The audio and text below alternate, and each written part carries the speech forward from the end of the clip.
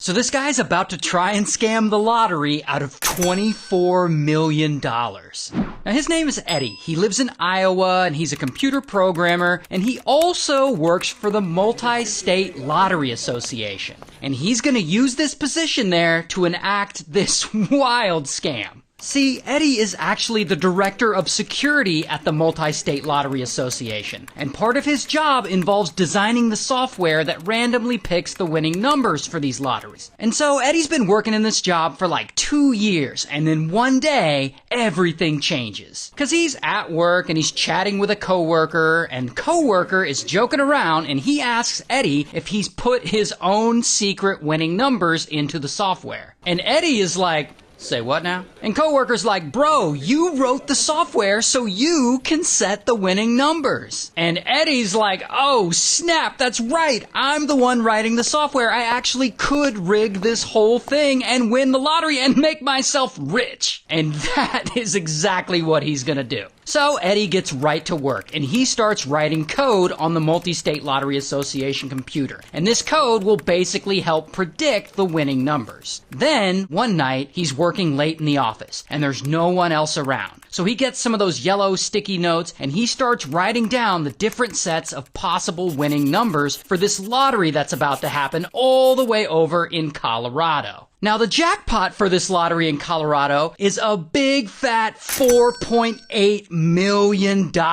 So there's a lot on the line here. However, Eddie has a problem. He can't just roll over to Colorado and play the lottery himself. He's an employee of the Multi-State Lottery Association. It's against company policy for lottery employees to play the lottery. Plus, that would be very suspicious if a lottery employee won the jackpot. So then Eddie has to find someone to play it for him. And what does he do? Eddie recruits his brother, this guy, Tommy. And Tommy is a sheriff's deputy, of all things. But Tommy also just happens to be taking a trip to Colorado soon, because he's gonna look for, and I'm not making this up, Bigfoot. Yes, Tommy is going several states away to hunt for the legendary mythical creature. I guess he's just into that kind of stuff. So anyway, Eddie hits Tommy up and he's like, hey, while you're out there in Colorado looking for Bigfoot, could you play a bunch of these lottery numbers I got? Cause one of them is gonna win. And Tommy, he's like, aight. Now, while Tommy's out there in Colorado, he doesn't actually find Bigfoot. Womp womp. But he does buy up a bunch of lotto tickets. And sure enough, when the time comes and they draw the winning lottery numbers, boom, one of Tommy's tickets wins.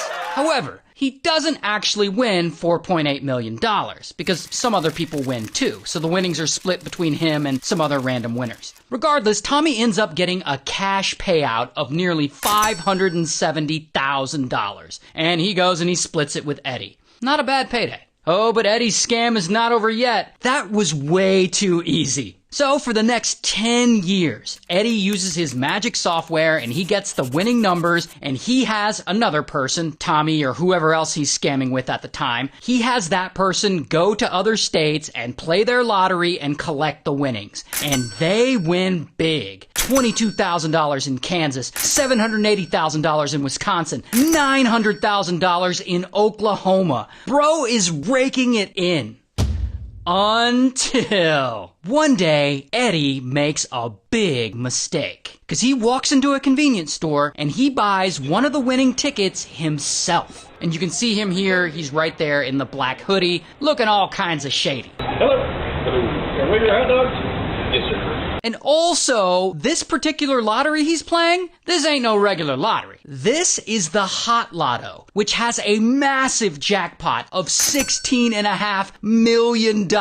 So, of course, he buys the tickets and he picks the numbers, and the ones he picked end up being the winner. And bam, he wins the jackpot. But, again, there's a problem. He still can't collect it himself. He's got to go find someone else who can. Meanwhile, the lottery commission, they know someone won. They know someone bought the winning ticket. They just don't know who. So they're just waiting on whoever to come forward and claim this prize money. And they're like going on TV and they're like making announcements. Well, it's been almost a month since we had announced that we had a hot lotto, $16.5 million hot lotto winner. The Iowa Lottery has been looking and asking for everyone to please check their tickets. So Eddie, he's got to collect this money. So he hits up his friend in Texas, this guy, Robert. And Robert, he's been already helping him with this lotto scam. And Eddie asked Robert to help him figure out how to collect this $16.5 million jackpot he just won. So Robert hits up a guy in Canada that he knows, and he asks him to call into Iowa and claim the prize. So then, 10 months after the winning numbers were announced, this random guy from Canada calls into Iowa claiming he's got the winning lottery ticket.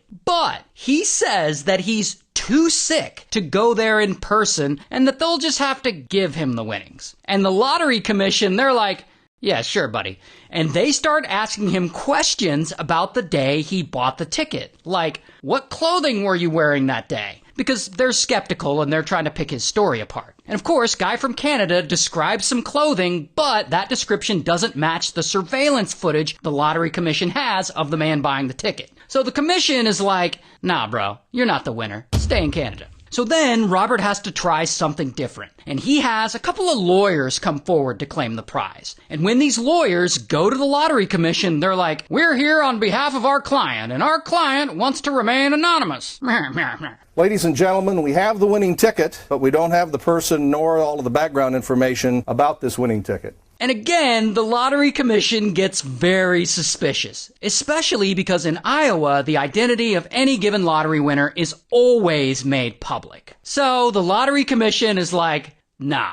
And they don't pay out the winnings. Ladies and gentlemen, the hot lotto jackpot claim has been withdrawn. I mean, they know something shady's going on. So instead, they start looking into this anonymous winner who allegedly sent his lawyers. And eventually, they ask the police to get involved. So then police get involved. And even they are having a hard time figuring this out. But they go and they check out the surveillance footage from the convenience store where the winning lottery ticket was bought. Now, obviously, from this footage, you can see a man in a black hoodie, but you can't identify who that is. Like, the quality is just trash. So police, they go and they release this footage to the public. And they ask the public to help them identify the guy who bought the winning lottery ticket. So then, finally, after investigating this for nearly 4 years, kaboom, police get a tip. And it's someone telling them that the person in the video is a guy they know named Eddie.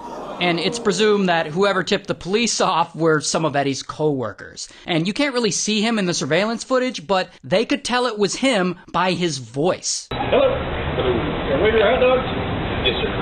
So then eventually, bam, police arrest Eddie. Here's his mugshot. And then, bam, they arrest his Bigfoot hunting ass brother Tommy too. Here's his mugshot. And also, bam, they arrest Robert. Here's his mugshot. And it's estimated that over 10 years, Eddie and these other guys tried to scam $24 million in lottery winnings, making this the biggest lottery scam in U.S. history. So anyway, Tommy gets 75 days in prison, Robert gets 6 months of home confinement because he testified against the others, while Eddie, the mastermind, he gets 25 years in prison. Although ultimately, Eddie only ended up serving 5 years, and now he's out on parole.